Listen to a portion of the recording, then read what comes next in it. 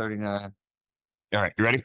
Yep. Hey, everybody, welcome back to The Complete Game. I'm your host, Curt Schilling, and this is my co-host. What's up, G? What's going on, everybody? Welcome back. Let's kick out. I want you to do some updates, but just so you guys know, we're going to be moving to a different piece of software Finally. over the next episode or two called Riverside, where we can split screen it and we can bring in an interview guest. I'm going to edit this episode with it, so you'll see some differences. Right. You'll see some differences. It'll hit all my social media platforms. But most importantly, we're going to open it up because I want to start bringing in some guests and interview some guests. So, G, what's going on around the game? We had Brian Bello of the Red Sox throw a complete game, so I wanted to give him a quick shout out. A hard-fought 2-run, 9-inning performance with 10 Ks, 1 walk, 5 hits, getting the W. And then let me jump in real quick. I have heard ahead. from different people that Brian is a guy who is in love with Pedro Martinez, and I can't think of a better guy to emulate. And clearly has his ears open. Unlike Rafael Devers, who we'll talk about that in a second with Will Clark. But good to see. Big arm, big kid, great, or big arm, big future if he can stay healthy. And then Yankees and Orioles, both in their own respective games, had some fun pinch hit at bats. The Yankees came back down 5-0 in the 8th with the Giancarlo Stanton pinch hit 2-run home run. And the Orioles came back. And was the Yankee win the one with Judge hit the sac fly walk off? Okay. Sac fly walk off. Okay. Yep. And then, that game was crazy. That Cal Raleigh tag at the play. I don't know if you saw that. I didn't see a replay, but I thought he was out. Yeah, go ahead. If you want to, I'll plug in the highlight here. Was it safe? He had plenty of room to tag him. He missed the tag. Okay. Yeah, that's what I thought. That's another byproduct of the rule, right? Because in the old days, Raleigh would have been in front of the plate not in front of the plate, but he had his leg in front of the plate. Yeah. And you would have sweep tagged to block the touch. Yep. Orioles? Yep. Orioles had an exciting pinch hit home run from Gunnar Henderson, who wasn't in the game, came in and took the lead on a big home run. Oh, hold on. I want you to set the pitching aspect of that up, right? What? The starting pitcher. Oh, yeah. Right? I mean, this is for the Mets. This is where the game is suffering in some ways. No, I'm not blaming this event on this, but this is with this mentality, modern day pitching mentality, this is what happens. Go ahead. In a situation playing baseball at any level, you'll know, like past high school, that sometimes you come into an inning knowing, okay, one guy gets on, I'm out. David Peterson had an inning like this, I believe it was the 7th or 8th inning. Right. Again, I'm sorry to interrupt. I just want to give context. So what happens, and it happened to me very rarely, but I knew when it happened. You'll get into a game later and you're winning and there's a small margin for error. And one of the things as a manager you never want to do is you never want to put your starting pitcher in a position to lose the game after the 7th inning. Now, sometimes it's unavoidable because it's 1-0, blah, blah, blah, whatever, things happen fast. And I was a guy who, if I had a leash in the 8th inning, you had to have somebody up ready to go in the 8th because I worked fast and I could give up I could get the bases loaded in 3 pitches. I wasn't going to walk guys, but results happen quickly. So if you tell a starting pitcher, hey, listen, you're on a short leash, which you generally don't do because you don't want them going out there thinking, oh my God, I don't want to give up a base runner. But knowing, hey, listen, if I give up a base runner, I'm out of the game. He goes out that inning and. So he went out that inning after giving up a base runner, and to be clear, it was a 1-0 game, right, in the 7th inning, or in the 8th inning, excuse me. And Ryan Stanton comes in and proceeds to walk 4 of the next 5 batters, and the 5th one was the Gunnar Henderson home run. So It's like, second pitch of the inning, 2 leads gone. So already you've not done your job as a reliever, a stopper, right? But there's this disconnect now with relievers, whereas back in the day, like you'd see, all right, well, that guy gets the next 3 outs and it's 2-1. It was compounding mistakes, and it ended up only being 3 runs in the entire inning, but it was a 25-minute inning after that. 4 guys, right? That in and of itself is absurd. Right, because your relievers are guys who command the strike again, and I know I keep harping on it, but it's a point that needs to be made. Look at these bullpens. I would tell you on a 13-man staff, an 8-man bullpen is comprised of probably 6 to 7 throwers and a pitcher. And these guys throw. I keep going back. We talked about this the other day. That Suarez highlight from about a month ago. He comes in and walks the world and walks in a winning run. Walks in. That's incomprehensible to me. And that doesn't happen with pitchers. You don't walk, back-to-back guys. It happens every now and then, much less 3 in an inning, much less walk forward. I mean, it's just absurd. And it's not fun to watch. Nope. Watching somebody walk. That's what I mean. It's 25 after the I keep blanking on him. Gunnar Henderson. After Gunnar Henderson's pinch hit home run. 2-run homer. It was gone. An awesome moment. Pinch hit home run. Everybody's fired up. Right. It's 25 minutes of walks after that. In this game that they've tried to speed up, and in doing so, they brought this type of arm to facilitate. Right, and that's why you'd see even shorter games if the game was comprised of more pitchers than throwers. But the thought is, okay, because I've blown saves, and I can promise you there's no worse feeling in the world than blowing a save. But it's 2-1. Okay, you know what? This sucks, but I hold the fort here. Being allowed to walk 4 guys and then just completely blow the game, which they didn't because it was 3-1. But that just is incomprehensible. Let's put it this way. There's no excuse for that to happen in the big leagues ever. And it's a deflating loss for a Mets team that is in a battle for the NL East right now and has had struggles like this late in games recently. Well, scoring runs. I keep going back to their lineup dude. electric. I keep going back to it.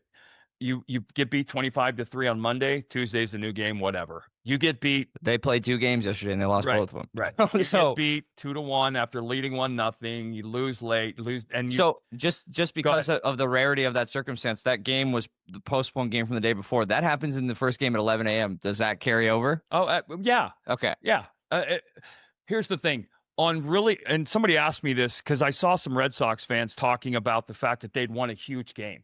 This was a game changer. And I mentioned in the thread, I said, it's only that mentality is only in the fans' minds. Players on good to great teams, players don't think like that.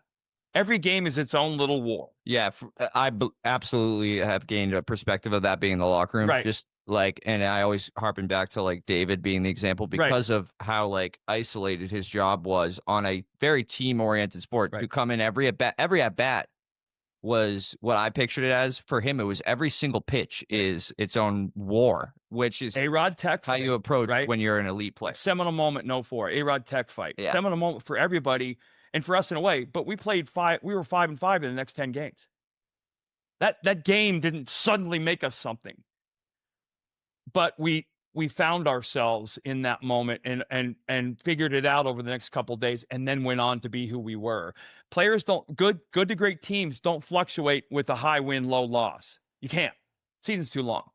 So that tells me, and like I said, it's a fan thing, and that's fine. The fans want to hold on to something that's great. I mean, they only know what they know. They can't go in the clubhouse and see us, and it's kind of where you used to rely on the beat writers would be able to kind of convey to you, hey, listen, this is what's the clubhouse looks like. These guys are upbeat, music, blah, blah, blah, blah, blah. Now it's all about, other stories. And the intricacies of the clubhouse are hard enough to convey to fans, to let them understand, because you believe as a fan, not you personally, but you believe as fans, the beat writers giving me total insight into everything going in the clubhouse.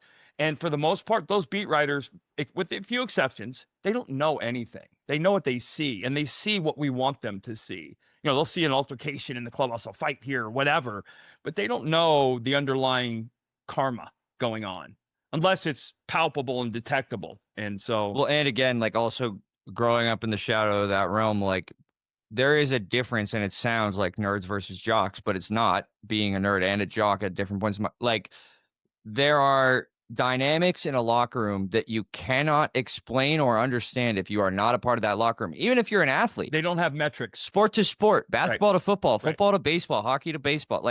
All these guys, it's a different dynamic in every locker room across every sport. Where I've really learned that is hockey in the room.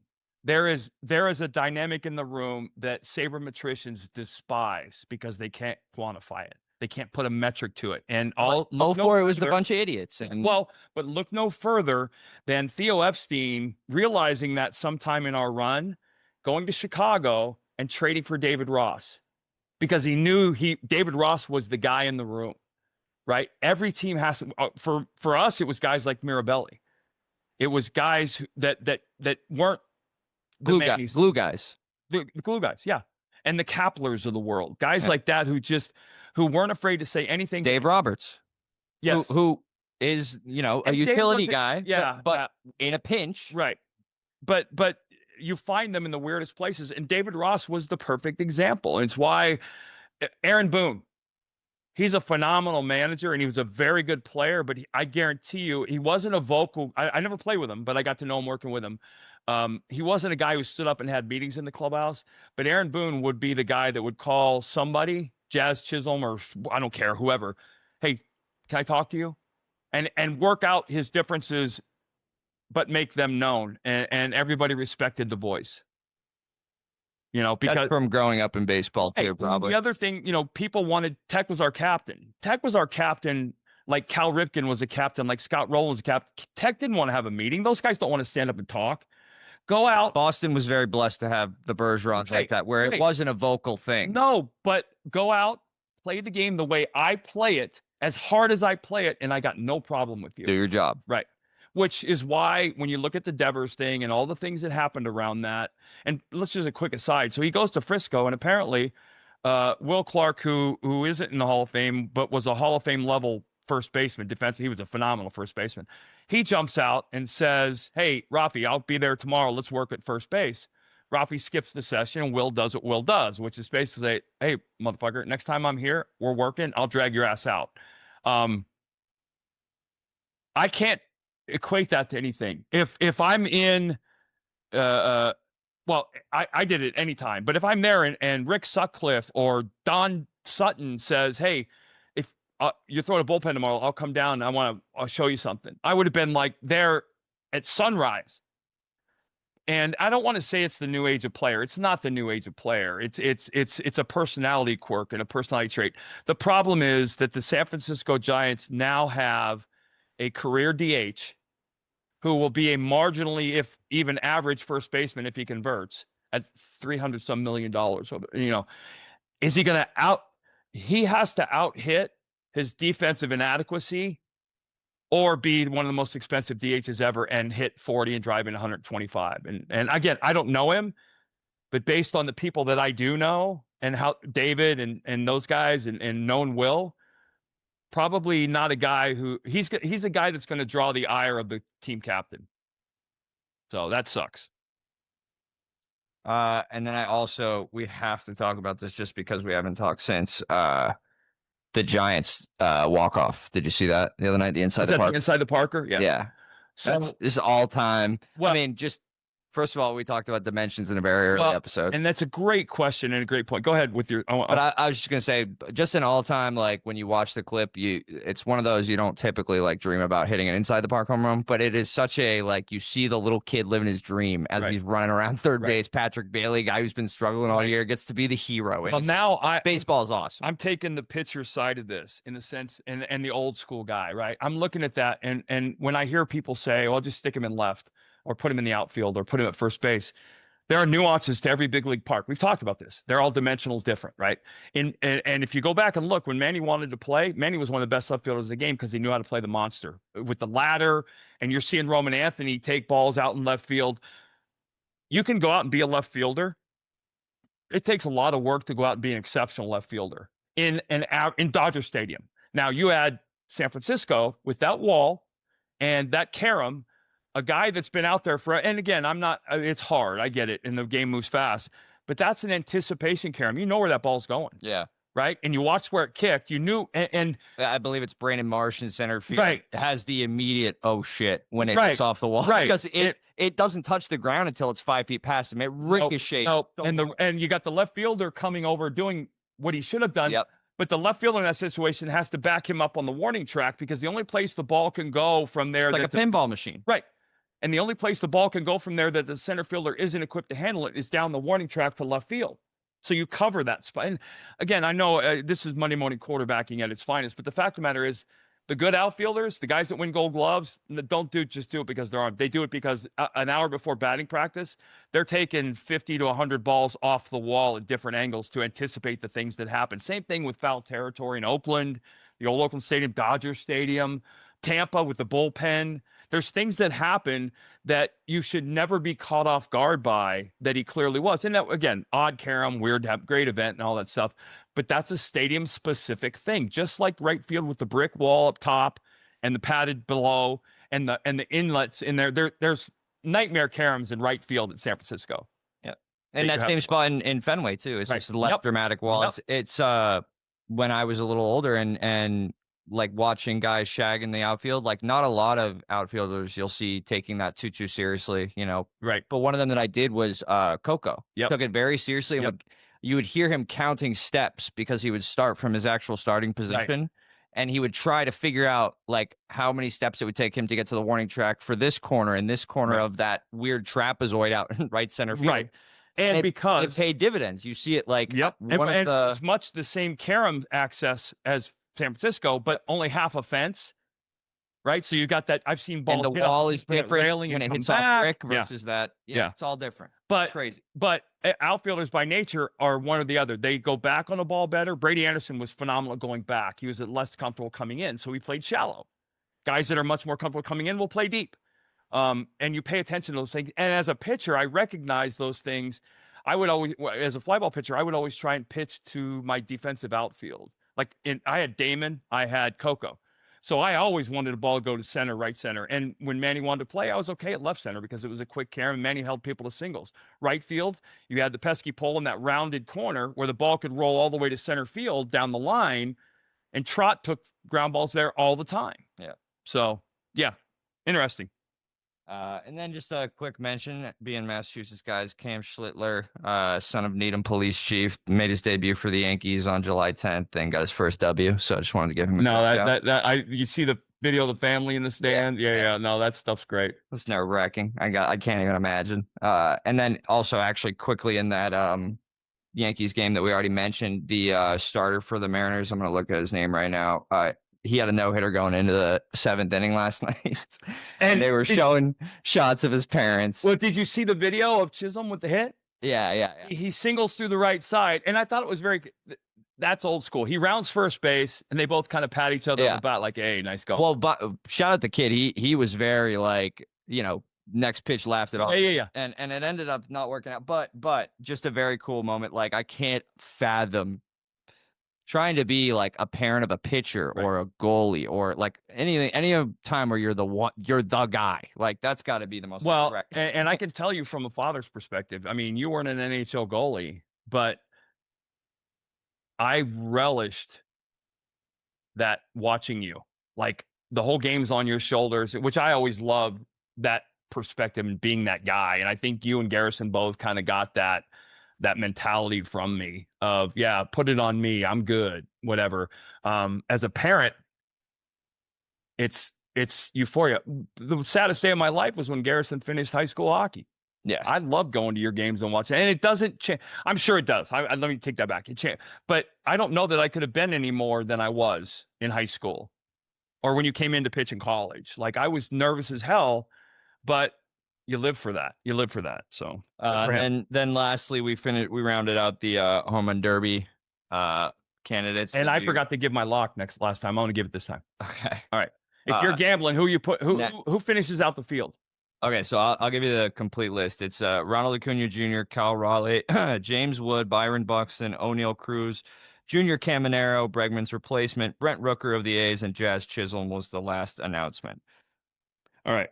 I just have a quick thing that I wanted to compare. Not that I like trying to poo-poo on the All-Star Game or the Home Run Derby, but 25 years ago, the All-Star Game was held in Atlanta, correct? This was the All-Star Game Home Run Derby lineup 25 years ago. Sammy Sosa, Carl Everett, Ken Griffey Jr., Carlos Delgado, and Edgar Martinez, Chipper Jones, Vladimir Guerrero, Ivan Pudge Rodriguez. I mean, there's a clear disparity. I won't say it, but we need some damn star power in the All-Star Game. Right. I'm just going to be that guy. Right. No Mike Trout, no Pete Alonso, no Aaron Judge. Like, what are we doing? Well, no Shohei Ohtani. The players elect. I get all the dunk contest issue. Right. And the guys that have done it before, Pete Alonso lives for this stuff, right? Why would he not be in it? He recognizes that he's changed, and that this contest, I've seen it impact guys. And I don't know how much of that was the impact, excuse me, but I've seen it. And it's not what you think. It's not the home run hitters that win. It's the guys with, to me, with the most raw power. That's why this year, if I had $1 million to gamble on the home run derby, and I wanted what I believe was a lock bet, I would put $999,999 on O'Neal Cruz to win it, and my backup would be Wood. So no Cal Raleigh. The guy No. talked about every podcast. No, because I don't. He doesn't have the most raw power. Right? See, no. His dad's pitching to him. That's the problem. Right? No. I get that. That's the and you. If you're nothing to do with Cal. Nope. His dad's gonna be shitting bricks. But you know as well. And I told you this when we were talking about Stanley Cup, when we were picking the cup beforehand. I said there's always a storyline to everything like this. There's going to be a storyline coming out of the home run derby. It'll be Cal and his father hooking up, or it'll be the world sees O'Neal Cruz is unbelievably strong. And I base that on a metric, a sabermetric. His exit velocity is James Wood, the new Juan Soto. Right, right. There'll be something. But if you look at the stat I'm using is exit velocity. O'Neal Cruz hits the ball harder than anybody in baseball. And in a home run derby, it's about solid, hard contact. But again, everything, and I can tell you, fans, from a having been there perspective, when you stand at home, even in batting practice, when you stand at home plate and there's no cage over you, and you're on a naked field, and somebody's throwing, it is so dramatically different. Now it's filled with a packed crowd. Fill the stadium. Yeah. Okay, that's where you're going. Right. Yeah. Right. And now it's like, dude, I wouldn't get a ball out of the infield. Not that I could hit anyway, but but I'm saying O'Neal Cruz is my guy. And if I had a backup, it would be Wood. And if you want to do what you said, if you want to gamble the storyline, the Raleigh one's the one. Yeah. Right. Or Acuna. And they're doing it where? It's Atlanta, right? Atlanta. So that's why I say or Acuna. Right. Hometown kid. So you're looking at coming off injury, goes into a right, which is entirely possible. And you saw what happened. What was it? When Josh Hamilton got on a roll, when Bobby Abreu got on a roll, some guys get on a roll and it doesn't matter. It doesn't matter. They're just going to hit them and the BP guy is nailing it and hitting it right and all the things that go with that. And that's like, I was just about to say, I wonder how much of that, like, especially with what just happened with Luis Ortiz, like, I wonder if DraftKings is reaching out to these guys that are like Cal Raleigh's dad's getting a sit down with the gambling commission. Yeah. Like, hey, by the way, right, we're monitoring your draft. Right. So if you throw a slider, you're going to be arrested immediately. Like if you're throwing balls in the dirt, we are going to pull you. Right. We're going to go up and give Cal Raleigh the golden ball guy. Are we not in the day and age for that? That's why I'm saying, like, that's why I don't know. I've never been a guy that thinks like that first, but it's so prevalent now. I don't know what the rules are now, and I'll lean to you real quick. I know they had the golden ball and all these other times. What do you know what the details are? I believe it's timed now. So they have a window of time, and they get timeouts. They have, I believe, and they're balls that give them extra time. I don't remember that rule. Okay, but they've changed it. Yeah, it's been 3 out of the last 5 years. But I will say this. It is the only true all-star game in professional sports where you will actually see, you cannot play baseball from any perspective at less than at bats might be a more enjoyable, goofy, blah, blah. What they should do. This is the part of the podcast where I'm going to put John Crooks at bat versus RJ. Right. Which, by the way, afterwards, like, he was pissed. Who, RJ? Crucky. Oh, really? He didn't think it was funny at all because he embarrassed him. Well, yeah, he's very good at. He played it off. Oh yeah, no, he did that. He was definitely very angry. He was pissed because he was embarrassed. But it would, you know what and they're using the ABS system, right? The ball and strike challenge. I honestly, they would never do it, but I thought they should go right to the electronics system for this because it would be a nothing game for 44 innings. But they're using the ball strike challenge system in the All-Star game, which I think is interesting. But I want to see, like I said, it's the last true All-Star game. There's nothing comes close to it. You can't play this sport at any effort less than 100% pitching or hitting. So it's still got that going for it. It'll be the only true All-Star game left anyway. And I don't wonder if all the leagues aren't looking at the NHL saying, "Hey, let's take 2 weeks off for the All-Star break and have let's have the WBC, the World Baseball Classic then. Let's have the Stars play in the All-Star game." But you could argue that it's way more healthy to have it in the middle of the season than it is at the beginning, which it's infinitely more healthy. But am I going to send Tariq Skubal to the WBC for 2 weeks and push 14, 15 innings on him in a high stress, high pressure environment in the middle? No, I'm not. So that's still, but anyway, okay. Hey, I need you. You had mentioned something to me. I want you to set this up. First of all, Mercer and Sanford College are playing. Why are colleges playing right now? Is this an older highlight? This is new, right? It says SoCon Baseball Championship. I don't know if it's older or not, but I saw the clip. Set it up.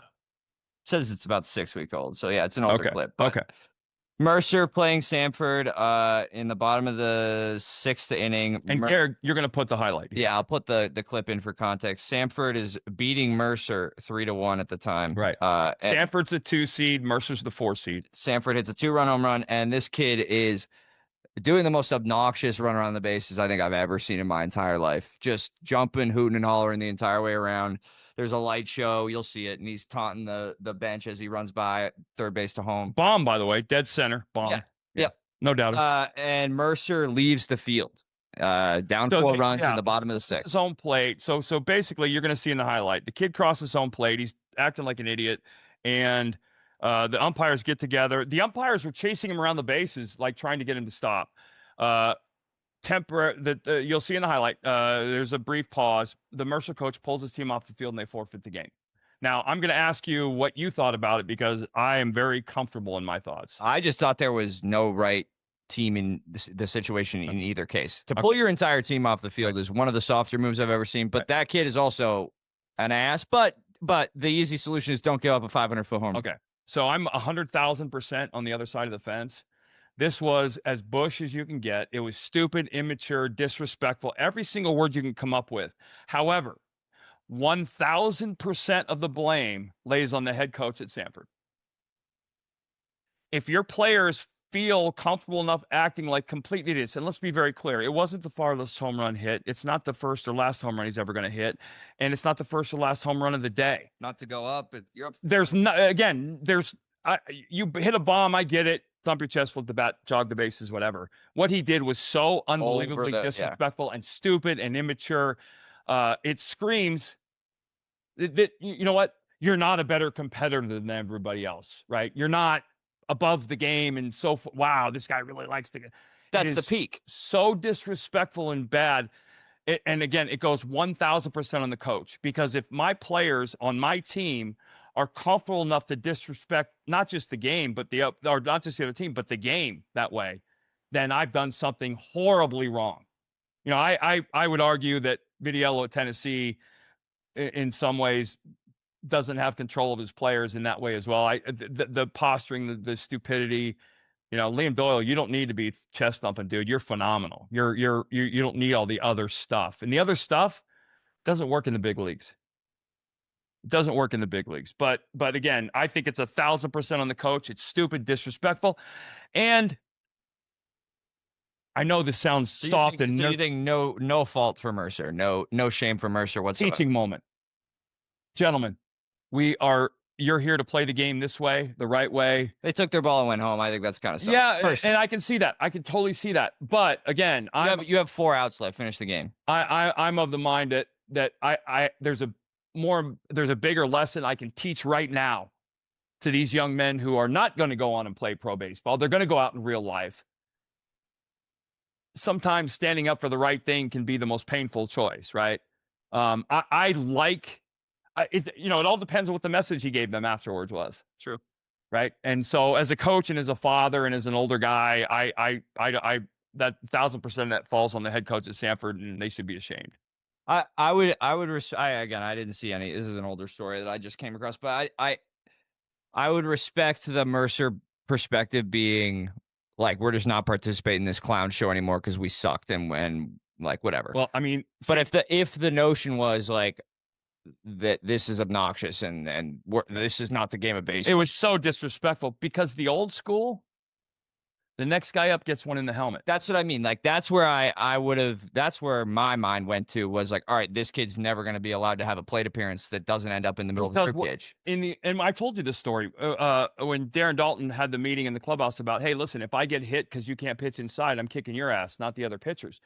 This is something that the guy behind him would get drilled, and he would go to the guy, the celebrator, and say, dude, you can't do that shit. You're putting us in danger. You put me in danger. I got hit. I broke my ribs. I broke my hand. You could ruin my whatever. But that doesn't exist anymore. That mutual respect, that respect to the game is so thin now. And again, I know it sounds old school, get off my yard, but there's a certain level of respect that should never change when playing the game. And by the way, it was a great home run, but if you're that excited about a home run, that means you don't do it very often, or it's an unfamiliar feeling. So anyway, that's what my point. Like this, that's the biggest.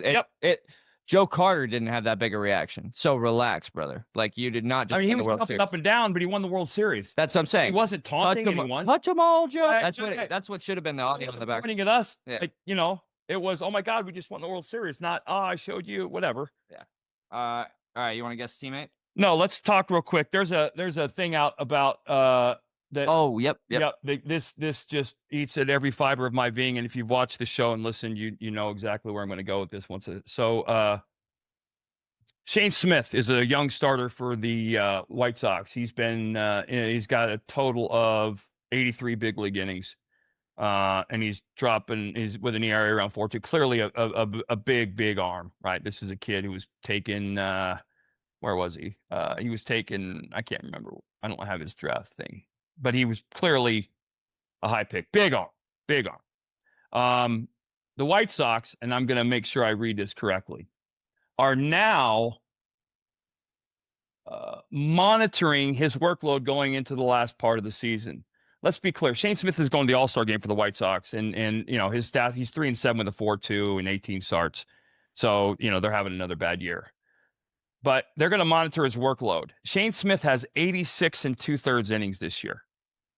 He was a Rule 5 pick. Okay. He was a Rule 5 pick. So they took him last December, right? And so they're going to monitor his workload at 86 2/3 innings. And you've heard me talk about this, and this just is at the core of why pitching has degraded and struggled so bad in the big leagues. Shane Smith had a total of 27 amateur innings above high school. 27. Okay. Now we go to the minor leagues. Over the course of 3 years, he appeared in 73 games. He made 19 starts for a grand total of 157 innings. 157 innings, 203 punch outs, 53 walks. Clearly got some command issues, 112. So clearly a big arm who hasn't figured it out yet, which is fine. He has 157 innings, and the reason they are going to have to monitor him is 100% on the game's fault. He was not allowed to pitch in the minor leagues, basically. These guys are suffering, and teams are suffering at the big leagues because they are not developing pitchers anymore. We have to find a way to do the right thing. Number one priority is put your best spot to win the game. Second is obviously putting in the best position to navigate the season. Those are all things. Again, 157 minor league innings is probably a third of what you should have before you get to the big leagues. All of those seasons spent pitching 3, 4, 5 innings at a time. And they're not learning anything. It is a horribly broken system, and this is a horribly broken result of that system. Shane Smith should be, and I can't, he's in the big leagues before he needs to be in the big leagues. Honestly, he shouldn't be in the big leagues, but he is. He's in the big leagues for a last place team. There is no better, if you're ready for the big leagues, there's no better environment to learn, knowing full well every time you go out, you can't give up a run. What do you mean by learn when you're in a situation like that? What does that structure look like? So when you come to the big leagues and you're ready to pitch in the big leagues, there's a start where you realize, oh my God, the winning run is at the plate to lead off the game, right? Before that, you start thinking, I got to go out there and do X, Y. And there are little things that'll happen between the first and fifth innings. And I had a little thing early in my career where the fifth inning was a little bit of a hump for me to get over. The fifth inning is the inning you have to get through to qualify for a win, right? But there are little mental games you play in these innings, going through an order the second time, learning how to pitch the second time through the order, learning how to pitch a third time through the inning order, learning how that first inning you don't go out and throw all your pitches. You go out and, unless you're working up against Scooble and you can't give up a run or whatever, which is a different start than other starts. There are pitches you make in the first inning that will help you in the eighth inning, making that third at bat. There are pitches in the first inning where if you have command inside the strike zone, I'm moving the ball around. Yes, we have a electronic system, but the umpires are human. Which side of the plate is he going to be wider for me on? Are these guys taking a different approach? For me, and a big one was, as I got older in my career, are they going to come up attacking the first pitch? Because there were teams that would do that. I would be in the second or third inning not realizing 9 of the first 12 hitters had swung at the first pitch sometimes. But things you find out and things you learn. When you're in the big leagues with 157 minor league innings, you're not learning any of that stuff. You're hanging on to the edge of the cliff. You're hanging on like Scott Rowland on the bleachers at Joe Robbie Stadium trying not to fall because you're just trying to survive. You don't have the toolbox to navigate an inning. You're trying to survive the hitter. And it's a completely different mentality. And it's what I told you, when you're in the minor leagues, the way you do this is you spend your first year in the minor leagues and you get drafted, you're a super arm. You go to rookie ball, you're punching out 15 guys an inning. Well, okay, let's move them up so the competition is a little bit better. You go to A ball, you're still punching out 13 guys an inning, not giving up any runs. Okay, let's go to high A. At some point that first year, you go through a couple levels, but you get to that level. You start the next year at that level, you pitch a full season to master that level. Now, if you go out there and you're 10-0 with a whip of 0.5, it's time to move levels. But that's not what's happening. These guys aren't mastering any levels. They're just getting promoted based on details I can't define, but they're not mastering the levels. And it goes back to they're not learning how to hold runners. They're not learning how to work with umpires, understanding the umpire game. They're not learning the intricacies and the details and the delicacies of pitching. And I keep saying it's an art. It's an absolute art, and you never stop learning. But you have to do, in my opinion, you learn 50% of your pitching acumen before you get to the big leagues, and you spend the rest of your career learning the other 49% because you never get 100. But these guys are coming to the big leagues with 5% of the knowledge they need, and they're being overwhelmed by it. And like I said, I hate to say it, but you're going to see DL for these guys more than not, and it's going to be big names. And it sucks that that's going to be the case, but I can't believe that we've turned a corner and suddenly guys that are max effort are going to be throwing 15 years injury free. It's not going to happen. This is a topic you brought up when I came over today, and just in the time you've been talking, I was just doing some quick numbers on his game logs for this year. Shane Smith, who I would say, right, what you're talking about is innings equal experience overall, right? From April to now, he was averaging 5 1/3 innings pitched per start in April. It is now down to 4 innings per start, and it has just gradually gone down. April was 5 1/3, May was 4 2/3, June 4 1/3. Now July is averaging 4 a start, with his most recent start today lasting 3 innings and looking like a bullpen split game. What is the benefit of that versus what you're talking about? Like, I understand he's facing major league hitting. Yep. But for 9 hitters to 12 hitters a start at this, what is the development process? Think about this, right? Let's go back to his June starts. He made 4 starts in June, right? First one, he goes 5 1/3 on 85 pitches, 6 innings on 89 pitches, 6 innings on 87 pitches, 4 innings on 87. 4 1/3 on 2 innings on 6. There's no lesson in any of that. He's clearly, and if you look at the balls, the walks, he's got 37 walks in 83 innings. My point and my question to you was, you said that this is a benefit of being on a team like the White Sox where you can kind of just let this guy go, right? Right. So why are you not? Why is the article you're reading exist? Right. It exists because and I'm not. It exists because sabermetricians have convinced baseball people that this is how you make pitchers, and it's not. It's how you make throwers, and it's why you have throwers. And he hasn't thrown 100 pitches yet, which apparently I've always wondered, why is it 100? Why isn't it 92 or 111 or 158 or No, Ryan used to throw 190. Satchel Paige used to throw 300. Right. But great point, because that's how they came up through the minor leagues. That's how they played their whole life. Right. You threw innings and you were ready for innings because you look at, and it's, the team is 4-13 in games he started. So he's not coming out of the game feeling good about himself. He hasn't won a game since, it's unfortunate. And I mean, we've talked about it many times in this podcast. You're in that developmental league for a reason, to develop not only like the acumen and the skills you need to proceed and be proficient at the top level of your game, but also the confidence that comes with being the best at every level. You're not anymore. You're not the best. Why you remember in Bull Durham, why they had Kevin Costner in the minor leagues to tutor Nuke Lelouch. He was the like veteran presence. Right. It used to be, which is funny because we talked about these locker room differences. Yes, it used to be every team in the minor leagues had that because you protected your young kids with guys that could say, "Hey, kid, I was in an 0 for 31 slump. Blah, life goes on."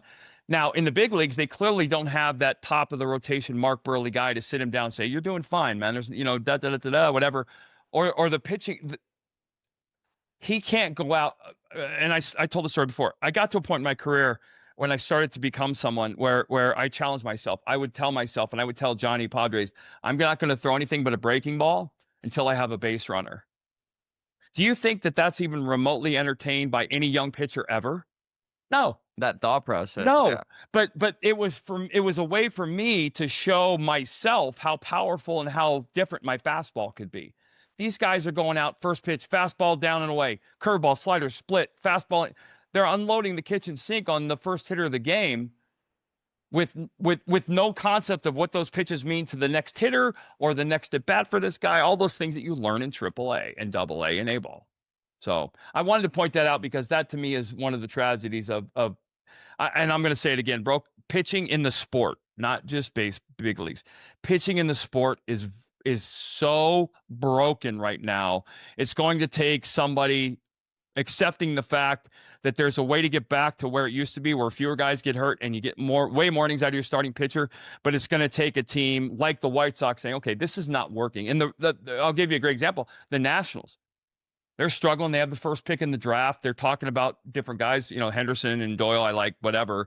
But their teams farther down the first round, like the Rockies, who we've talked extensively about, they need to completely, not revamp, completely rebuild from the ground up the entire process of scouting, drafting, developing pitchers and all the things that go with that. They're probably not going to do that.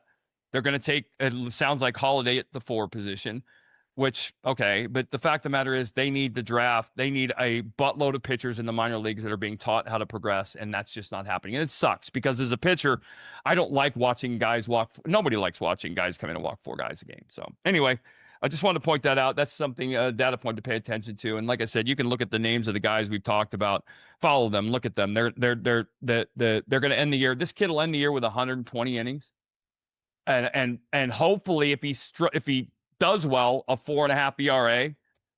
That's not a classroom. That's an abuse center.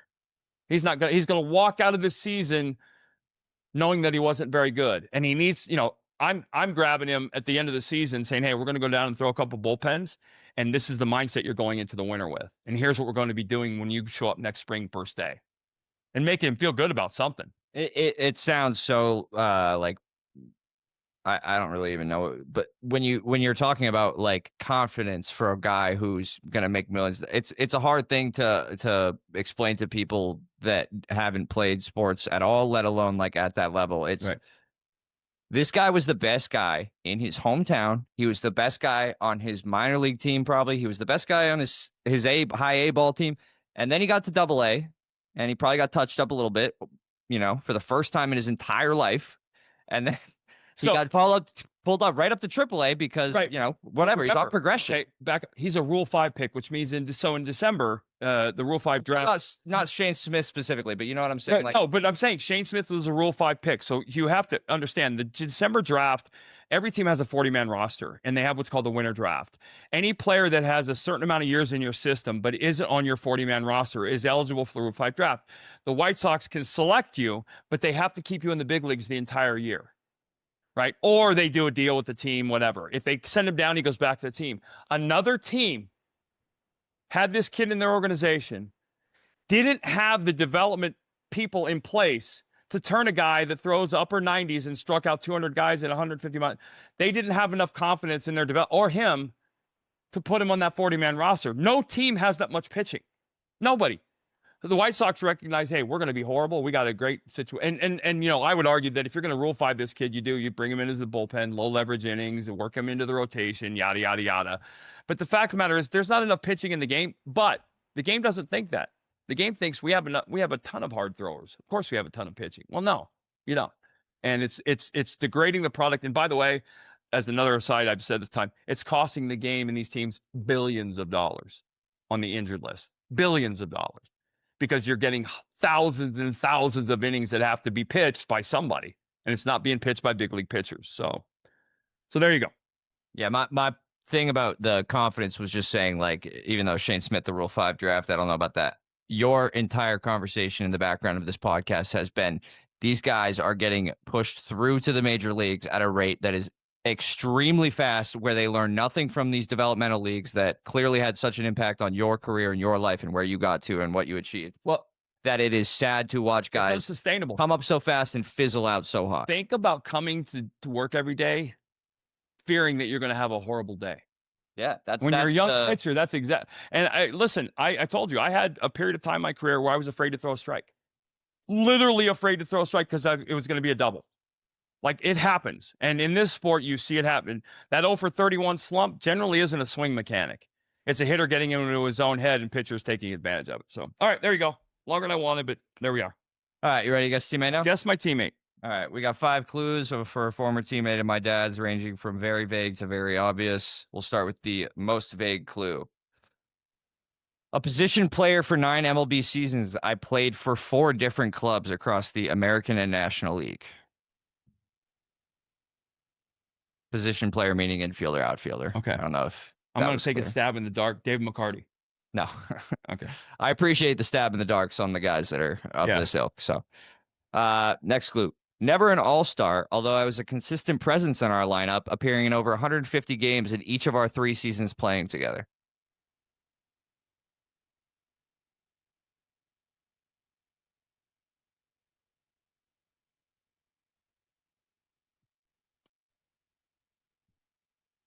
So 9 years.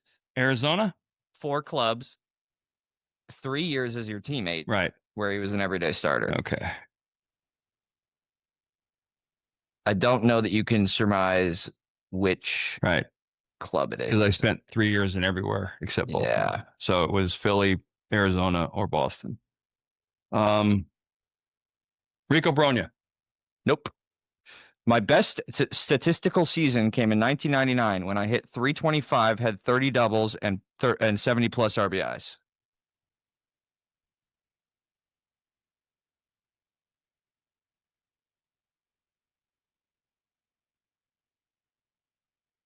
I meant to write this, but I'll throw it in there now. I was your teammate at this time. You was? Yeah. Yeah. So 329. Wow. No, in 99, I hit 325 and had 30 plus doubles and 70 plus RBIs. Right.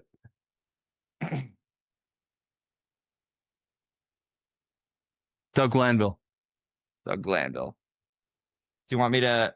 This is one of my favorite. I thought he played longer than 9 years. This is one of my favorite clues I've ever written. It was going to be the most obvious. Oh, yeah. I know exactly where you're going. I once hit 2 home runs off of you in the same game. No, I thought you were going with EverQuest. It is. Joining Barry Bonds, Sammy Sosa, Mark McGwire, and Mike Piazza at the time on the list as the only guys to ever do that. When asked after the game about it, I gave the quote, "We used to play video games together. He killed one of my characters one time, and I never forgot that." Yep. Do you remember the character's name? Billabong. Yep. Yep. He had it. So that was one of those that, like, I go pretty deep on some of these. Thought sometimes. it was God. The 9 years would impress me because I thought Doug played a lot longer.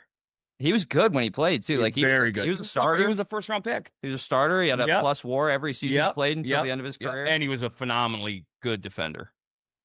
Probably should have won a Gold Glove or 3. Great teammate. Great guy too. Does a lot of writing now. Has his own thing he's doing now, which is the write up I saw. He mentioned he was talking about playing with you guys back in the day. I can't find it right now, but I'll find it in a minute. So, all right, guys. like I said, we're going to be switching software pretty soon and getting interviews going. And those interviews are going to be can't miss. I promise you. I'm hoping to get Tito on as my first guy. Ortiz, Mirabelli, who, by the way, Dougie's on his way into Nashville tonight. He'll be here this weekend. So there's going to be some rehashing of old moments. I'm going to give a quote from the article I read this from. We've been unable to get a comment from Schilling on these events, but at this point, Glennville says that doesn't matter anyway. All that matters is on-the-field ramifications. Quote, Schill has to live with what he has done, Glennville said. He can tell whatever story he wants, but the facts are the facts. Bing Bong was set up, led to an untimely death in the prime of his life for no other reason than pure malice. Things like that do not go unavenged. Sometimes it spills out onto the field to play.